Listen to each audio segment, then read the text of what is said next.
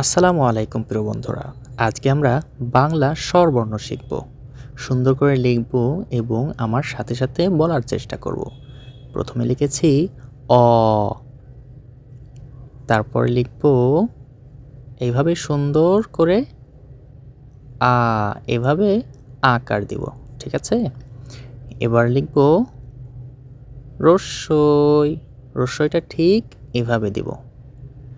তারপর দিব দীর্ঘই, দীর্ঘইটা প্রথমে এইভাবে এবং এইভাবে ওড়নি দিতে হবে। তারপর দিচ্ছি কি রস্যু, রস্যু ঠিক এরকম ডয়ের মতো মাথায় ওড়নি। তারপর দীর্ঘটাও ঠিক রস্যুর মতো, কিন্তু পিছনে লেজটা একটু বাড়িয়ে দিতে হবে।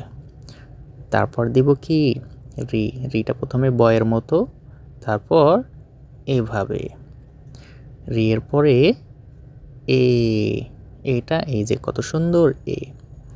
এবার দিব কি ওই, ওইটা এর মতো কিন্তু একটা উড়নি আছে।